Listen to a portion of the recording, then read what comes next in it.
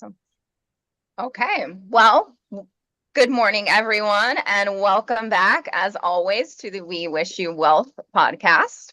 As you can see, we have the usual suspects, myself, Dani Sommer, Miss Rubit.Ramos, and Mr. Gordon.Chavez. But today we are so excited and pleased to announce that we have our special guest, Miss Pam Ferguson, joining us. And we are elated because most of the time we come on here and talk about life insurance and strategies and why people need life insurance. However, considering it is December, we are approaching everybody's favorite season, which is tax season. So we decided to bring our, trusted friend, colleague, associate, Pam on, who's been in the industry. She is a tax advisor. She's been in the industry for 21 years. She also does insurance with us. She's a mom. She's going to be a grandma. Congratulations. I forgot that information about you. And she's married to a veteran who served our country. I did not also know this information, but she has an ebook on Amazon about tax strategies. So now that Pam has been introduced slightly by myself, Pam, why don't you give us a little bit more background? Tell us who you are, where you're from, all the good details, because I'm, like I said, so excited about the information that you're going to be able to provide, not only to us, but to our viewers. So just, take the mic, girl. We want to know who you are. Hi, Dani, Gordon, and Ruby, the We Wish You Wealth team. I'm so excited to be here, and thank you for having me on today. I really do appreciate you guys giving me that opportunity and just taking this moment, about an hour of everyone's day, to just have a very candid conversation. As Dani stated, my name is Pamela Ferguson, here out of Dallas, Texas. I've lived here my entire life. I'm married with children, with my grandchild soon to be here in March. I'm excited about that.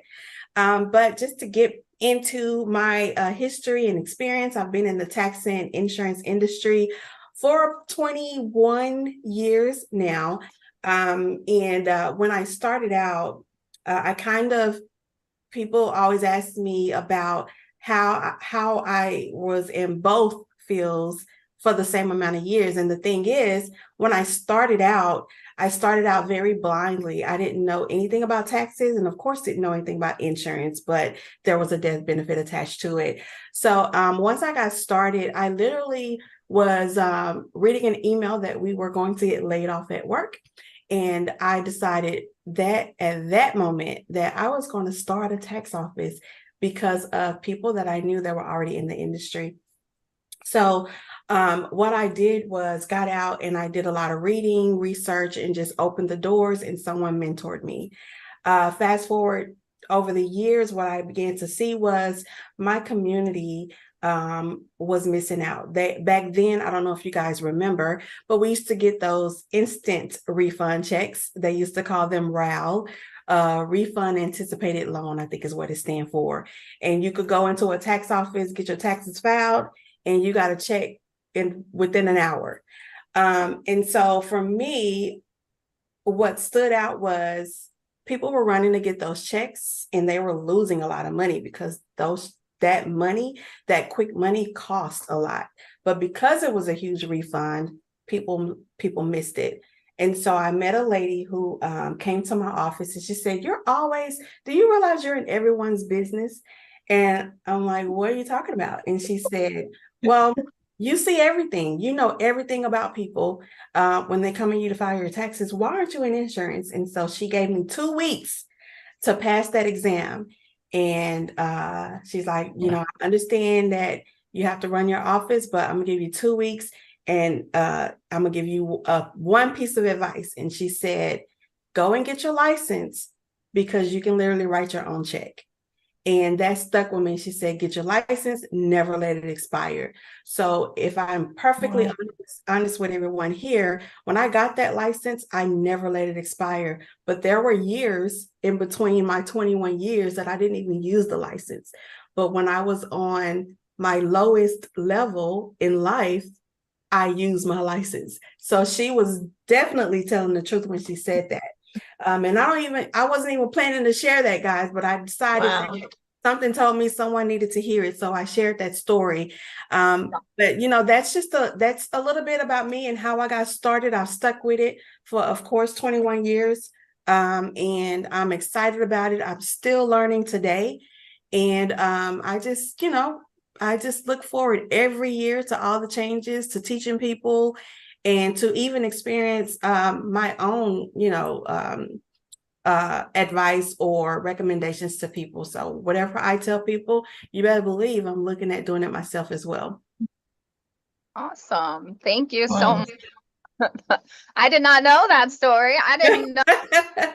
I know. Me too. I'm so happy you shared that with us. I'm gonna have to get on both sides of the fence now. No, I'm just kidding. Who knows? Who knows? Considering that the season is approaching, I mean, it seems as though either, people who understand taxes potentially think about them more than people who like don't understand taxes, and most of the people only think about taxes when it's tax season.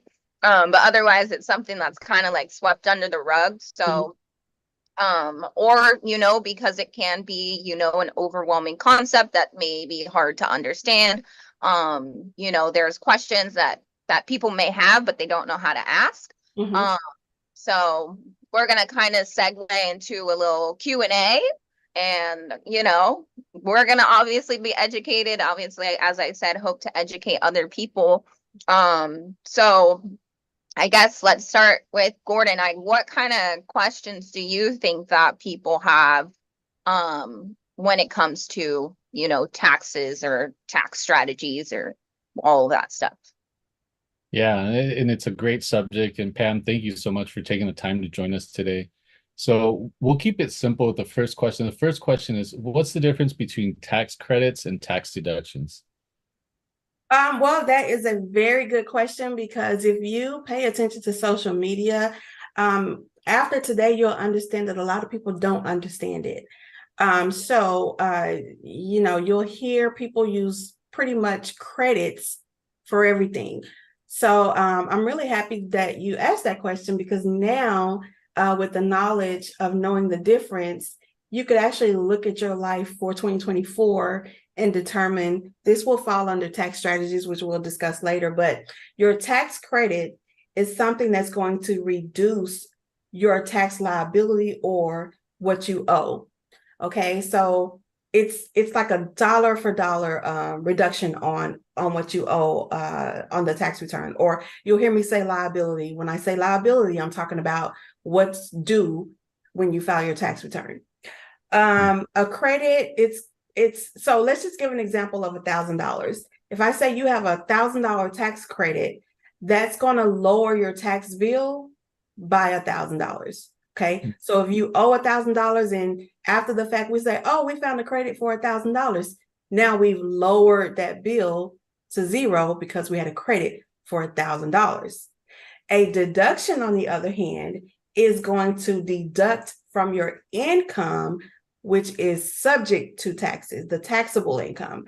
So if you have a tax deduction of $1,000, it's going to deduct. If you made $30,000 and you got a deduction for $1,000, then it will deduct that to $29,000. So instead of you having to pay taxes on $30,000, you're only going to pay taxes on $29,000. Okay, that's awesome. So, for example, a credit. And then you'll hear them say a refundable credit or non-refundable credit. So there's an example where you can get a credit for school, those that are in college. If you don't, you can go and file a tax return. If you attended school, say, you have a first year college student, they go out. No, let's use a better example because I don't want to confuse anyone. Let's say an adult decided to go to school for the first time in their life. All right. And they don't have a job. They don't make any income, but they went to school, an accredited school. They can literally go and file a tax return with no income on it and get what is called a refundable credit, which is your education credits. And they can actually get a check for whatever amount it calculates to, whatever that credit calculates to, they will get a check because that is an actual refundable credit. However, if they were to do the same thing with no income and say they had a business, but it's not a business if they haven't had a dollar transaction at least. So if a transaction hadn't happened and it's not a business, but they go out there with no income and they try to use a deduction, then it does nothing for them because they didn't have any income, if that makes sense. Mm-hmm. Interesting. Wow. Okay. Thank you so much. Yeah. You're welcome. That's good to know the difference now. Honestly, until recently, I didn't think anything about taxes and all that stuff. I was, like I said, it can be confusing. I mean, there's so many different verbiages and, things that are applied in different ways. So thank you so much for breaking that down. You're welcome. And you don't know what you don't know. Right. Exactly. Ruby, what do you think would that other people need to be educated about? So for like the next question, it's about, okay, so does the presidential campaign question on my tax return affect my refund? Good question. No, every person that I've sat in front of, when we filed a tax return, we asked that question and it never fails. The answer is no, they do not want to participate in that because they think that either they will take that $3 from their refund, or if they don't get a refund, then an additional $3 will be added to what they owe. And so that's not true. If you answer that question, yes, that you would like to contribute to that presidential campaign, you're basically telling the IRS that you want them to send $3 on behalf of you to the presidential campaign. So all you're saying is, when the IRS get every return, they're looking, and if that box is checked yes, they put $3 aside for the presidential campaign, and it does not affect your tax refund or your tax anything at all. Oh, okay. That's interesting. Like you said, most of us would think that I'm gonna pay $3 from my refund money. But I mean, if thought it that doesn't was a affect fun one. you, why not, right? Yeah. So if I understand correctly, Pam, and I know $3 is, very little, right? But if you give $3 to the president, basically to the president, then that doesn't lower your taxable income, right? And that doesn't give you a credit, and it's neither of the two that we just talked about, the credits or the deductions. Is that right? That's correct. It has absolutely zero effect on your tax return. It literally is informational for the IRS, and it tells them how much out of all the tax returns they receive, it lets them know how many $3 contributions they're going to be making. So they'll take your money, but you get nothing for it, basically. Well, it's not your money. They're giving it to the IRS. They're giving it to the presidential campaign. They're giving it, but are you paying for that? No. Oh, you're not paying for that. No. So they have funds set aside. Now, as far as the presidential campaign goes, there are, other rules there, but from a perspective of a taxpayer, it doesn't affect us at all. So if my refund is $1,000 and I say, yes, I want you to send $3 to that campaign, they're going to send that $3 and I'm still going to get my $1,000. Mm-hmm. So it's the federal government giving the federal government's money back to the federal government.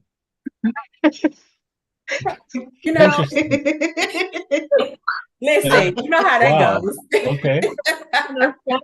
Then why do we? Or could it be the interest that people, when they overpay, how we overpay in taxes to get those big refunds? Yeah. Who knows? Yeah, that's interesting. Refunds. Every time I see that question when I do my taxes, it it intimidates me. Is like, am I showing support for the president? What am I doing? How am I labeling myself? That question always scared me. I don't know. It's funny. Most people think that how dare I give them my $3? Right, exactly. Yeah. I remember I'm trying to get money. I'm not trying to give them money. It's like I'm barely getting enough back, and you still want me to Right. send you $3? I've never had anyone check yes on there. And I always laugh because I'm like, it's not going to affect your tax return. They're like, no. That's funny. Yeah. Well, that was a great question then to clear that out for everybody. Yeah. Oh yeah. And it's never really talked about. So Yeah. it's pretty cool that y'all asked that. Interesting. That's funny. I guess that's their tax strategy, but what are the other tax strategies for the next question? They got their strategy. What are our tax strategies that we can utilize? Oh, and we're in the end of the year. So a lot of people are really scrambling and getting together with their tax advisors or CPAs or tax professional in order to figure out strategies. And so you will definitely see this talked about a lot across social media. But let me just explain what a tax strategy really is. And so all it really is you taking out time, and we suggest a lot of people will do this monthly, and it's bigger on the business owner side. And a lot of the misconception is, oh, I'm just a wage earner. I can't do strategies, but yes, you can, especially the high income earners. And just a little touch on insurance, if you're a little creative, even low income earners can take advantage of tax strategies when it comes to insurance, but we can talk about that later. But strategies are a way to reduce your tax liability. You're going to be taking advantage of all the deductions and credits that are out there that we talked about. Remember the difference between a deduction and a credit. So when you're strategizing, you're sitting back. At minimum, we say do this every quarter, so every 3 months, or if you're one of those people who are really on top of it, you can do it monthly. But what you're doing is you're sitting back and you're looking at your financial picture and you're analyzing everything and you're saying, okay, well, the IRS tax code is this. If I do this, I can legally structure things properly and get my liabilities either eliminated or lowered, extremely lowered. So when you're talking to someone, and usually if you're talking to someone like myself, who is a tax advisor, we're going to focus a lot on strategies. So, if you're a business owner, of course, you need, bottom line is you need to have your books in order, because you can't strategize if you don't understand your numbers. If you're a wage earner, there's no need for bookkeeping, but there is a need for you to be budgeting and knowing, what your financial picture looks like. So I'll just throw a few examples out there. You may have seen people talk about hire your children, or the vehicle deduction. Maybe they said, go and get, what's the big vehicle, the popular one that people, let's see if y'all paying attention to social media. What car do you see them telling you to get on social media? That's Is it the Range Rover? I think it's the Range Rover. I'm not sure. Oh, I've seen people talk about go either purchase or charter like an airplane flight, take the airplane to somewhere you want to go, have a quick 5-minute business meeting talking about whatever, and all of a sudden it's a business expense. And well, you know what? And that's the thing. I'm so happy you said that, Gordon, because they're right, but it's so hard for me to put a stamp on something like that coming from social media, because if you say that and you're saying it to an audience that don't understand how to properly do it, it becomes wrong. So it's correct when it's properly done, but it's wrong when you improperly do it. So so the vehicle, just to be general, so usually it's like over a 6,000-pound vehicle, and people go and get that car. I feel like it's a Range Rover, but I don't know what it is, but it's a popular car people like to go get at the end of the year. But it's not always a smart thing to do. You really have to sit down and talk to someone to understand what strategies make sense for you. So even with the example that Gordon provided, right now, the end of the year, and this is something that, if anybody's listening, this is really a free tip. Your board of advisors, if you have an LLC or any business, list your family, everybody in the family, including the children, on your board of advisors, and you go and take that trip and you have a meeting with your family about goals. The family don't have to do anything but participate in that meeting. And absolutely, that trip could be a write-off if everything's done properly. So you need to get with someone who can help you put that in place the correct way in order to truly take that deduction.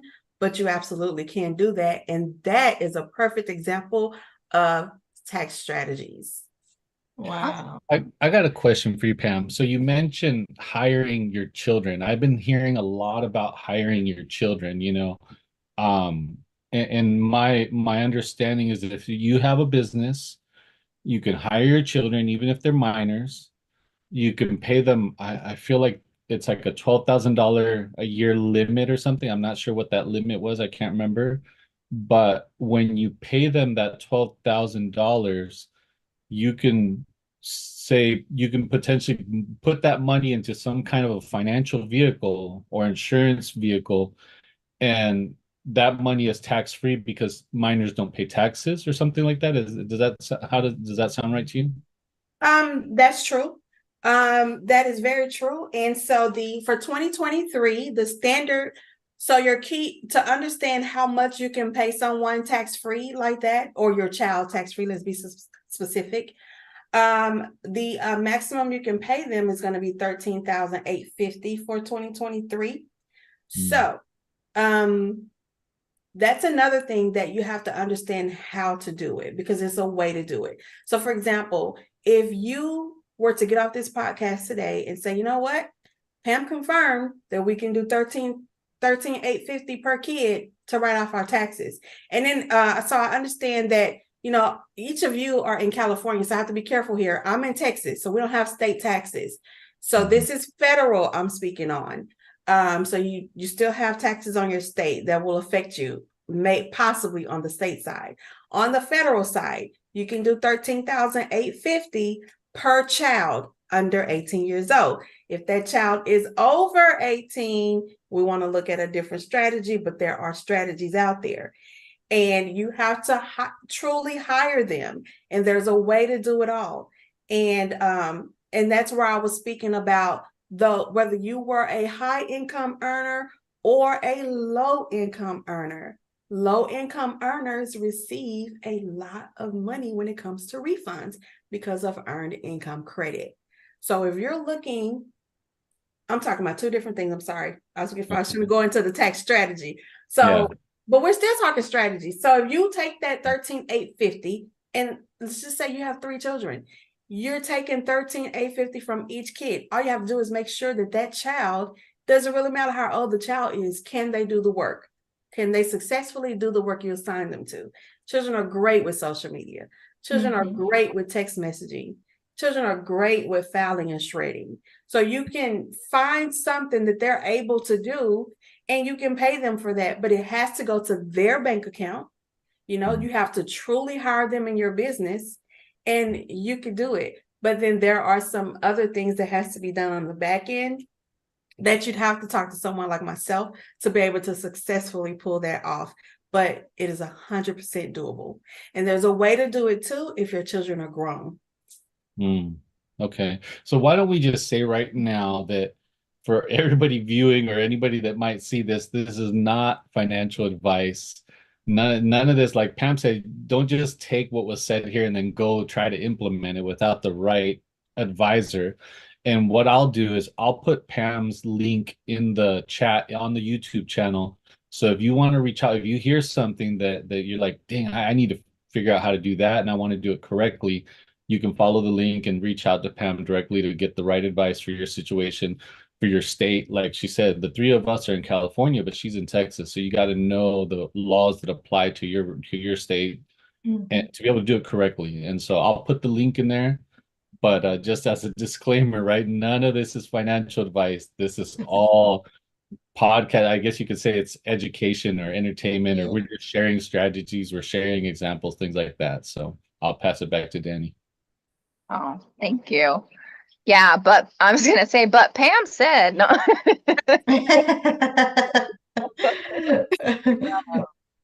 Yeah, well, thank you for all that information. I guess I mean, I'm curious after that discussion how many people are gonna start hiring their children.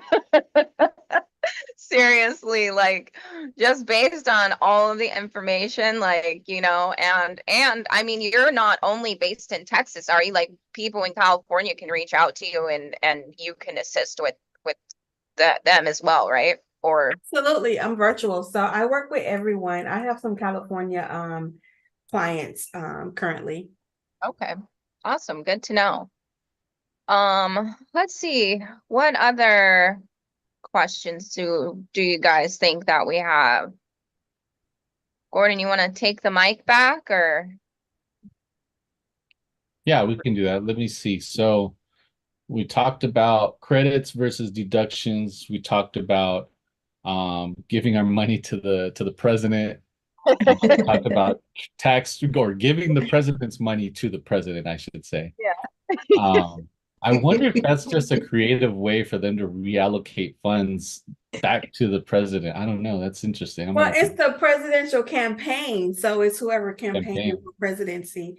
So But next time we see a commercial, we're like, I paid $3 to make the commercial happen or no, whatever. it's like I told the IRS, I said, give them $3. Yeah, IRS. it's because of me that they were able to fund that. Exactly. My approval. You pay $1 for every 10 seconds of the commercial. I'm sure it's more than that.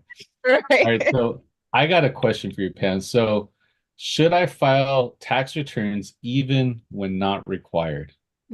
Oh, right. That's an excellent question. And I have an unpopular opinion. So if there's any other tax professional watching this podcast, many of them are going to disagree with me.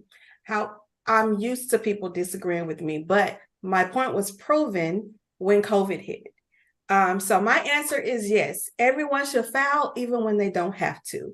Okay. One reason is I get to give the example, unfortunately, when everybody got their stimulus checks. And if you didn't experience it, you may have saw somebody experience that if they didn't file a tax return, then they had trouble. It was mainly the elderly, but they had trouble receiving their stimulus check, and they had to go out there and file a return in order for the IRS to automatically send that stimulus check. Do any of y'all remember that? Yeah. Yeah. Well, had those people been filing a tax return, they would not have been scrambling all over the place trying to figure out how to get that deposit. So some people it didn't affect, but a lot of people out there had to go out of their way in order to get into the system in order to get a stimulus check. Another example is of why you should file even when you don't have to is identity theft. There's a lot of people out there filing tax returns on other people under other people's name and social. So in order to prevent people from getting refunds in your name that you don't know about, you file a tax return every year. I don't care if you don't make any money. Somebody has given you $1 or something. We're supposed to report all of our money. You maybe had a garage sale or something, but I don't care if you put $1 as other income. You could easily get away with that. Your interest, if you got money in the bank, you probably earned 13 cents. Bump it up to $1 interest, whatever. But file a tax return so that your name and social are in the system, and there's no way, or well, there's still a way, but at least you'll be alerted if someone's using your name and social. And another big point I want to bring up is statute of limitation. And I can't think of the number of years right off, but if you've never filed a tax return, the IRS can go back as far as they want. So, sometimes we forget things, and maybe, you got a 1099 lingering out there that you forgot about, or that you wasn't even expecting, but it's out there, and if you never filed it, the IRS can do what they want. But if you filed a tax return and it's so long ago that it's past the statute of limitations, then because you filed, you saved yourself from the IRS coming back to you from something happened that happened so long ago. Mm-hmm. So yes, everyone should file a tax return, even when you don't have to. Okay. But technically, what'd you say, Gordon? I was just saying, it's like they say you don't mess with the IRS. Exactly. But the true answer, if I had to take a test and answer it, the answer would be no, because the IRS tells you don't have to file if under certain circumstances. However, it doesn't hurt to file. So I suggest that everyone file a tax return. Mm-hmm. Okay. That's really good. So even if, let's say, you don't file a tax return because you didn't make any money, but then you go under somebody as a dependent, Mm-hmm. Is that still something that's valid? Like, Well, if you're a Yeah, like, dependent, then you're fine. But if you're not a dependent on a return and you're like, not filing, you should file. okay. Yeah, because that social is still being tracked. Yeah. Okay. I'm curious about like stay-at-home parents. If one of the two of the couple is the breadwinner and the other one is like a full-time stay-at-home parent, um, how would something like that work? Is it are you giving the same advice in that situation when it's a stay? Well, and I'm glad you brought that up, because those are filing statuses that a lot of people don't understand either. So even if you're a stay-at-home parent and you're married, you should be filing a married filing joint or a married filing separate return, because your spouse is not your dependent ever. So when the spouse don't have income, and it's a very common point that's brought up, Gordon. I get people all the time that tell me, well, my spouse didn't work, I just want to carry her as a dependent. And I have to let them know, well, no, they're not a dependent. They're going to be your spouse on the tax return. So even on that return, when they file married filing separate or married filing joint, their name and social is still being tracked for a tax return. Wow, Interesting. Okay. That's really good to know. That is really good to know. Regardless of any situation, always file your taxes. Right. Yeah. That's Yeah, keep them off your back. Right. I don't need nobody knocking on my door, that's for sure. Yeah, you don't want no wage garnishments, none of that. Yeah, right. The IRS can, if they want to know, they can find out. Trust me. No, Yeah. we know. Let's see. Well, thank you for all the information on that. What else we got? Rubik. Okay, so we have another question. What is the difference between tax evasion and tax avoidance? Oh, wow, that's a really good question. So, Yeah.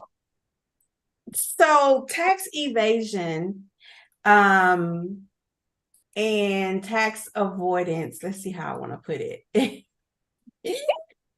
Got this, girl. People go to jail behind taxes. And here's the misconception on that one. People will go years not filing a tax return because they feel that, oh, maybe I owe and I don't have the money, right? You don't go to jail for not filing a return. You go to jail for not paying your taxes. So even when you can't afford to pay your tax liability, there are options out there that you could take to help you with that, but never not file because you can't pay. So I'm going to start with that. So tax evasion is simply just lowering your liability through illegal methods. So that's deliberately doing something that will cause you to either not owe or not have to pay as much. So your liability came out to 1,000, and you say, "Oh, throw this on there," and now I only have to pay 100. That's still tax evasion. Tax avoidance, although it still sounds bad, but that's the legal thing to do. Tax avoidance is simply using your deductions and credits legally. For example, I went virtual, and I now have a room out of my home that is strictly for office use, right?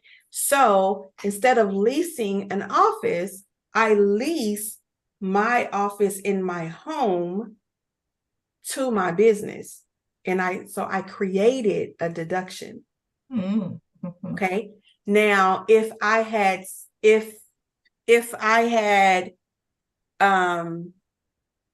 just walked around my house and not really have a section for work, or just sat at my table, but I used a couple of rooms in my house to take that deduction, then that will be tax evasion.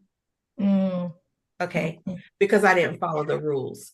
So tax evasion is what gets you in trouble. Tax avoidance is what doesn't get you in trouble. It's saying, hey, I know the tax law, and by law, this is what I can do, and this is what I did, and my liabilities are low because of it. You're good. Okay. Wow. Or it's like saying, I got Pam representing me, so I know what I'm doing. Yeah. Yeah. So tax avoidance tax avoidance is a product of tax strategies that we spoke of earlier. Right. Okay. So what if there's like a couple that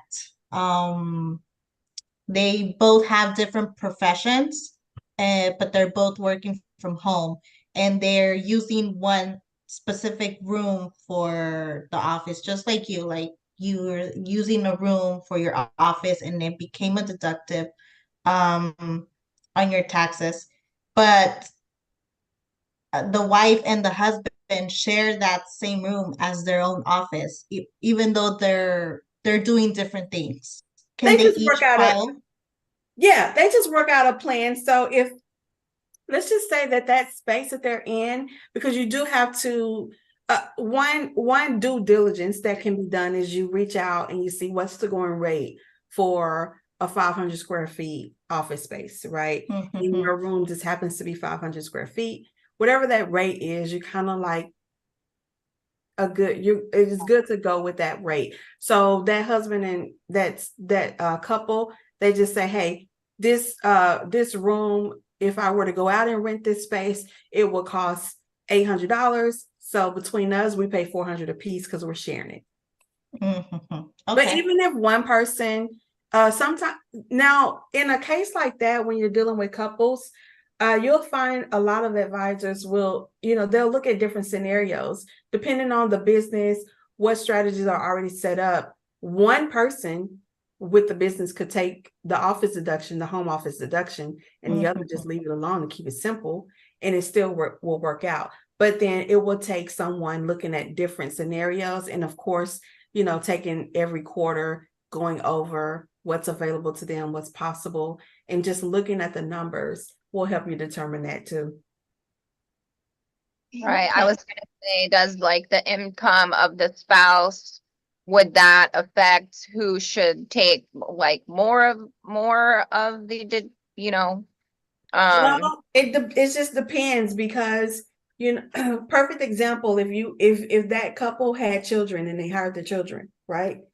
Or if the spouse is a stay-at-home mom and they hired the spouse to and they don't pay her, but they pay her health insurance. That's a strategy. It's so many different strategies out there between couples. It's crazy. And so it's just still looking at the numbers and how your company is set up. So I wouldn't dare tell anyone, oh, well, just go do this, because I don't know the whole financial picture. But if I know the picture, then I can say, oh, well, this makes more sense. Okay. Awesome. Well, thank you for that. Great. Yeah. Let's see. So Like do I you said, guys know, before we get off of tax evasion and avoidance, do y'all know who was the most popular person who went to uh prison for tax evasion? Al Capone. Yes, Yeah. and Oh. they couldn't get Al Capone on any of the real stuff they wanted to get him on, so they got him on evasion. Wow. Isn't Wow. that crazy? Yeah, Wow. I mean, who would have thought? But Yeah. that's crazy. You think that, with he would have a tax advisor. What do you think?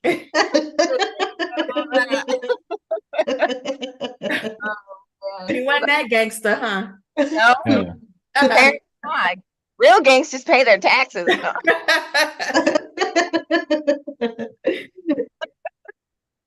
Oh boy. Real Yeah. real gangsters also sell life insurance. Hey, Well, there you go. which is what we normally talk about. Life insurance is gangster. You hear It me? is. It is. It is. The G's and the hustlers, like Snoop Dogg said. So that being said, why should we be concerned about taxes when it comes to life insurance? And I think this is obviously going to be a great topic for all of us to provide. Yes. And I love it because it's when I gave y'all the backstory about how I got involved in I used to have a lot of my clients became real friends. So those clients I started off with 20 some odd years ago, they are still my clients today. I work with mostly business owners now, but those core people just never left and they don't want to leave. And it's so funny because a couple of them will always laugh. We got close enough to talk about personal things. And they're like, they didn't see the connection between insurance and taxes. And I would always let them know that there's a connection there. So the fact that I know that each of you, I know that you guys discuss and talk about IULs. And for me, it's one of my main products. And although I sell other products, I really focus on IULs. So when it comes to taxes, and earlier I mentioned that even your low income individuals and families can take advantage of an insurance product using your tax refunds. And so why taxes and insurance pretty much works hand in hand, because for one, especially speaking from an IUL perspective, is loans are never taxable. It will never be taxable. So the fact that there's a product out there that will allow you to leverage it, and so you're allowed to leverage an insurance product, not be taxed on the actual money that you're taking to go out there and leverage, right? Is a huge deal. And then on top of that, you're actually building something that won't be taxed when structured properly. So why would it not go hand in hand? Why would it not? Why would it not and I'm going to tread lightly, when we're looking at 401ks, Roth IRAs versus the rich man's Roth, sort of say. Why would we be so open to discussing or agreeing with okay, so here, when you get hired on your job, the job will teach you how to retire.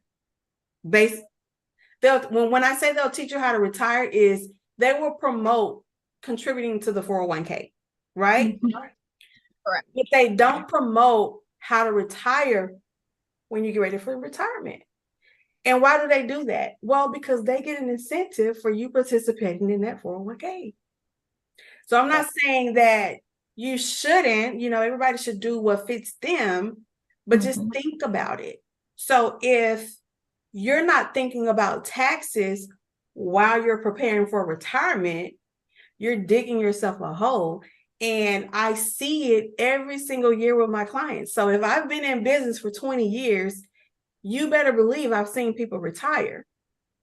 And when they retire, the first thing many of them do are two things. One of two things. They either go buy a car or they pay their house off. Never fails. Because in their mind, they're thinking, I've retired. I don't want to have to deal with bills. Let me pay everything off. But what they don't realize is when they take that money and pay this stuff off, they created a huge tax bill. Correct. Even with that huge tax bill, they also interfered with their retirement. Yeah, with their retirement income. So it's double whammy, right? Wow. So in my eyes, taxes has a lot to do with insurance. We can't run from it, but we can leverage even for today, especially with inflation. If you're smart about retirement and saving or implementing a strategy, then you would take a look at a product like an IUL, because you get to beat inflation with an IUL product. Right. You can't do that with anything else. Yeah. Right. So that's what you do with insurance. Mic drop. Yeah. Round of applause. Backing off of, what you said about 401ks and, even with those, there's early withdrawal penalties and, IRS, you're still paying taxes. And a lot of people I've come to realize don't understand that with the 401k, when they go to, even if they are of retirement age, they didn't even know that their income was going to be taxed. Right. They had all of this, and then they're like, but where's the rest of it? And I'm like, oh yeah, well, Uncle Sam, our favorite uncle, he's knocking on your door and he's taking your money. You know what I mean? And a lot of people don't realize that.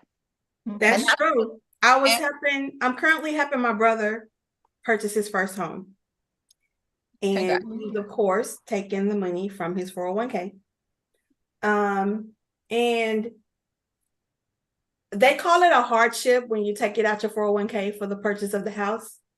But it has to be, he's not really computer literate. So all of his paperwork, I'm sending over and, getting everything done.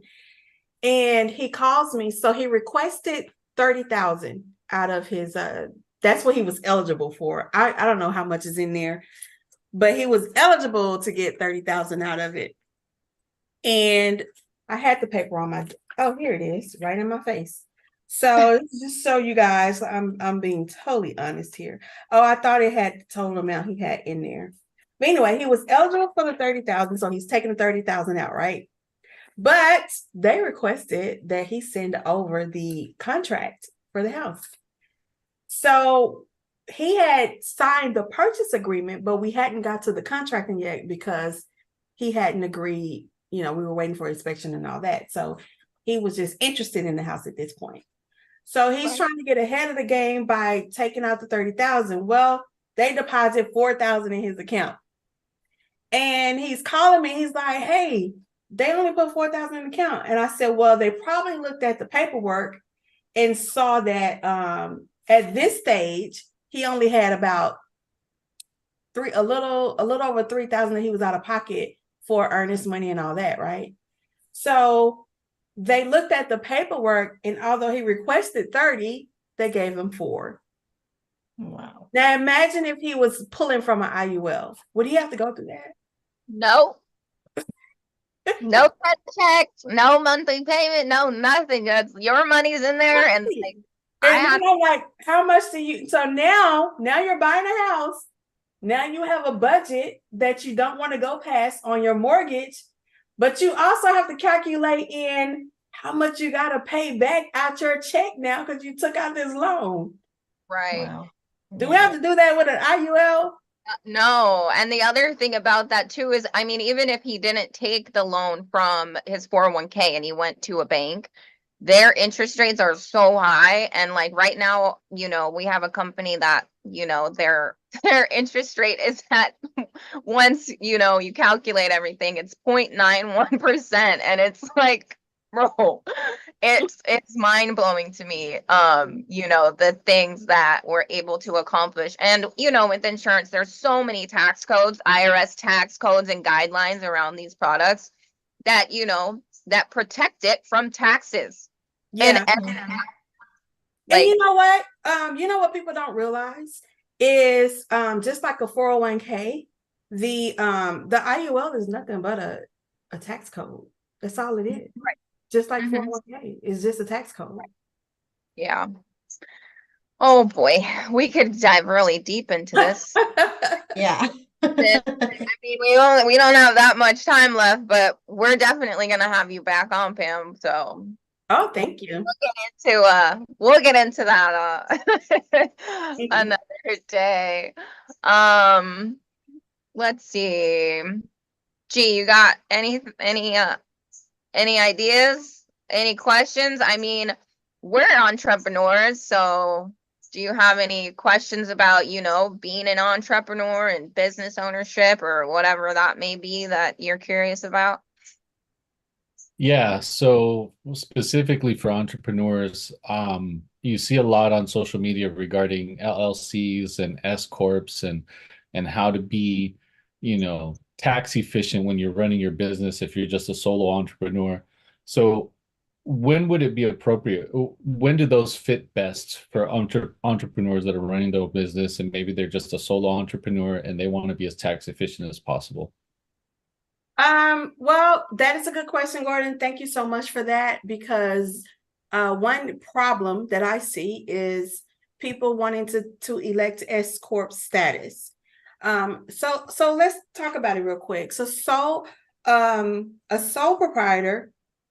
So depending on the kind of business you're in, if it's a business that is where you're open to lawsuits very easily, then I would suggest you come out of the gate as an LLC or some sort, right?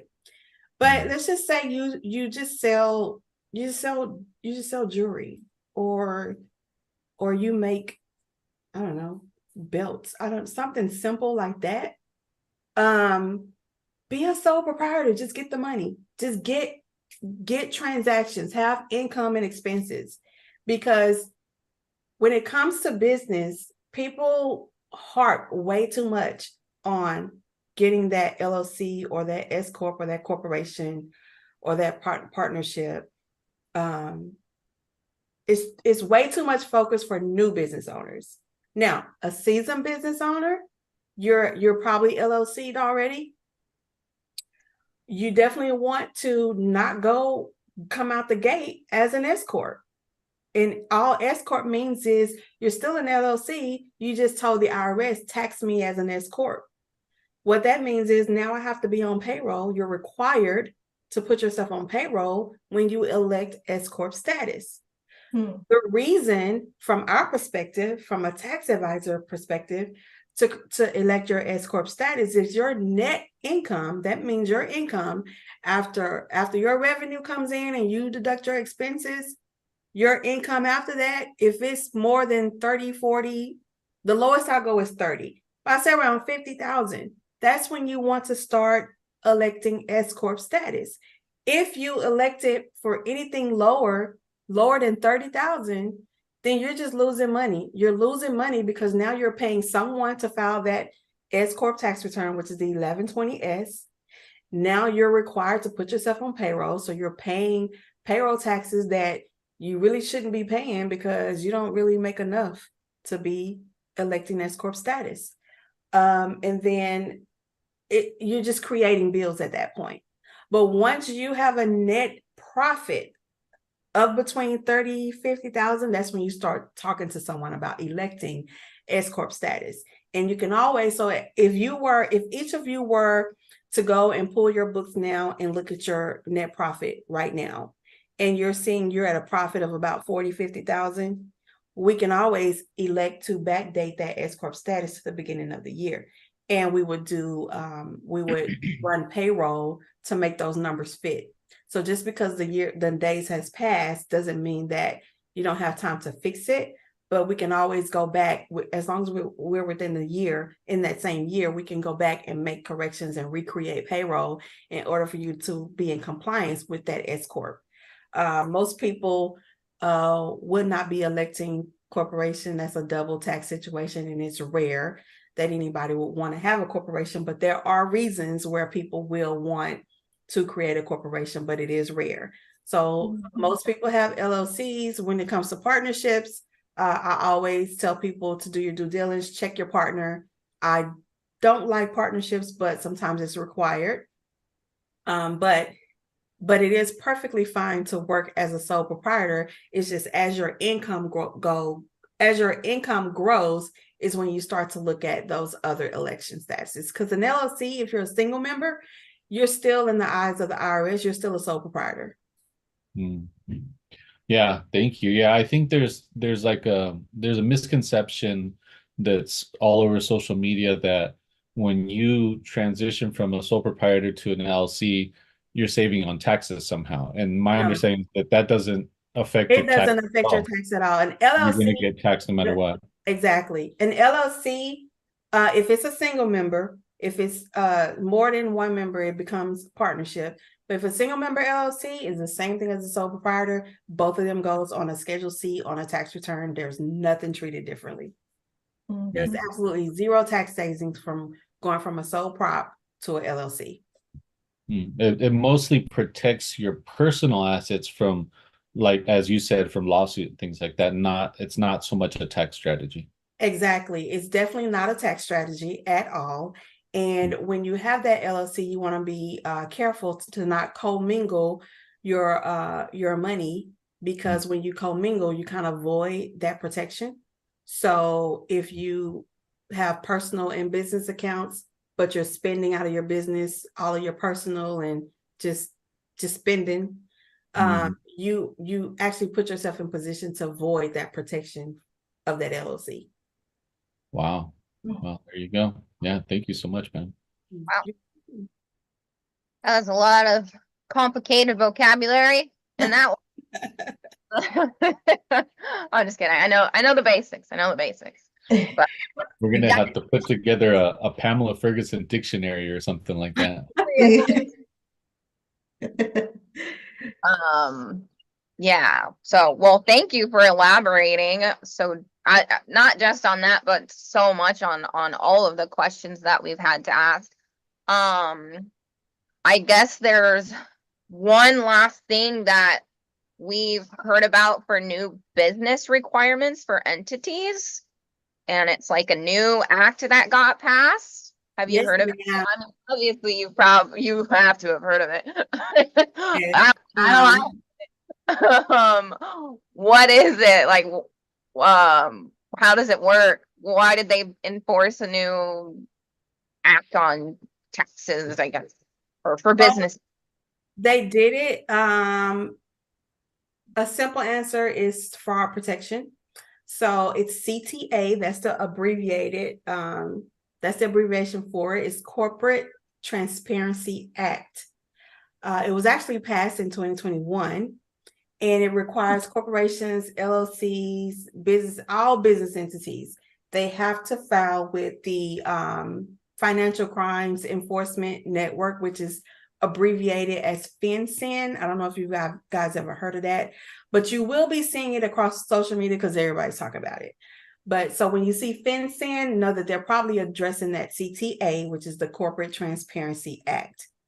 And it was passed because it was the government's way to really just crack down on the corruption, money laundering, terrorist financing, tax fraud, and whatever other illegal activity that goes on out there. So another thing that you'll see advertised across social media is shell companies.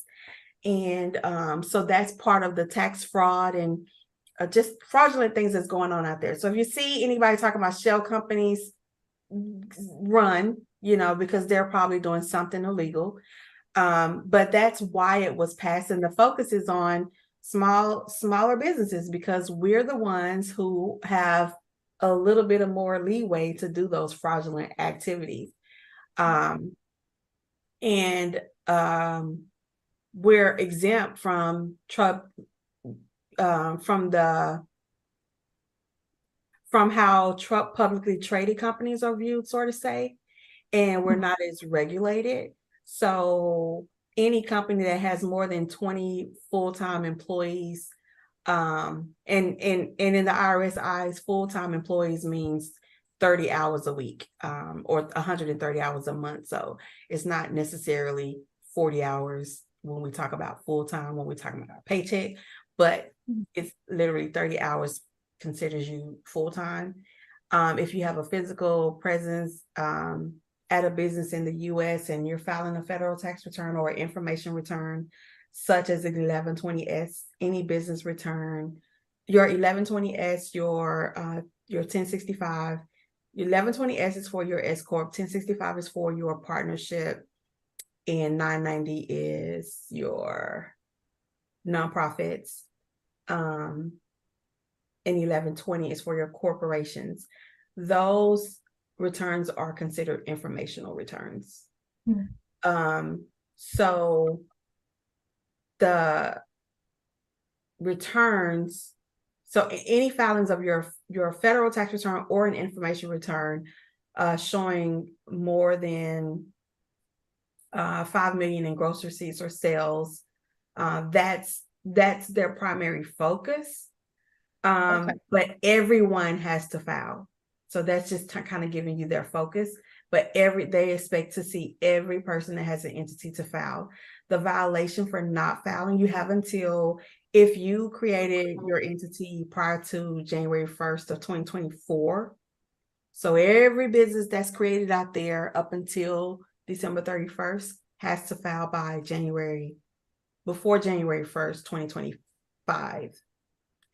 So you have time to get it filed. If you don't file it, the violation is $500 a day, maxed out at $10,000. So you may have a penalty up to $10,000 for not filing this, or up to 2 years imprisonment. Every small business that is not a sole proprietor or a general partnership will have to file that CTA. That's just a brief overview of it. Even with filing it, even if you file your initial and there are changes made with your business, you have to go and update those changes. So I don't know yet, but I'm thinking, a lot of people used to be able to hide behind LLCs. Now people are going to be able to know who that owner is. Right. So it's a lot. I just gave a brief overview of it, but bottom line is, you want to make sure, if you have an LLC or an S Corp or whatever type of business you own, you definitely want to get that filed. Okay. Good to know. It's Thank new you. for everyone, so. Yeah. And you said if it was on or before the 1st of January 2025. Yeah. So it's exactly like a year. Mm-hmm. So there's not like a deadline. It just has to be done before that date that you started your LLC or your S Corp or entity. Yeah. And I may have to come back and correct myself on it. That's just how new it is. But just my suggestion to anyone with a business, just file it as soon as you can. So I will probably, not all states, but a lot of states have a franchise tax return that they have to file. Go ahead and knock out that CTA too. Awesome. Well, thank you. Anybody have any other questions? I think that we're a little bit over time. I personally gained so much information. Thank you so much, Pam, for joining us, for providing us with mic drops and my mind's exploding with tax information. I mean, think about taxes all day. But, yeah, I thank you so much for being here. We will definitely plan another get together for us so that you can come back on, because I'm definitely sure that people are just as much as we did going to gain a lot of information from everything that you had to share. So we were so grateful to have you. You guys have any other comments that you'd like to add, or? Well, I want to say thank you as well to Pam. You're such an amazing person, so professional, so educated, and you are an amazing woman. I'm so happy to have you with us. This episode, it was extremely great. I loved it. I myself also got a lot of good, valuable information, and I hope the rest of the people did as well. So it was great having you with us. Thank you. Thank you. I truly appreciate it. You guys were very welcoming, very comfortable platform to be on. And thank you so much for having me. I had a great time. Yeah, thank you so much, man. Pam, can you share where people can find you online? I know in the YouTube chat I posted your link to, I think it's your, what is it, your Link.bio. link.bio. Yeah, exactly. So is that a good place where people can find you? Yes, the link.bio lists out literally everything, every service that we offer. So we're kind of like boutique type style firm where we offer different services pertaining to what you need specifically. So that link will help you find us. We are in the middle of revamping the website, so that's why I don't have a specific website. We're cleaning that up. And on all across social media, you definitely can find me by using Pamela at Pajako, Pajako. Perfect. Yeah, no, thank you so much. I learned so much, and I hope people got value from this. And like you said, if regardless of what state they're in, they should reach out because you might be able to help them out. Absolutely. Mhm. I will definitely be able to help them out. And if anybody, you know what? I got a free gift I can give out. I'll give out I have a spreadsheet, well, not a spreadsheet. I have a copy of two things. I have a copy of a Schedule C that you can literally take to your preparer, your CPA, whoever you work with on taxes. And you can take that to them, and it has different strategies listed on there per line on how you can save. So that's a great. I work with Dani and the team, Gordon, Ruby, either of you. I'll email it to you guys where you can get it out to your people if they request it.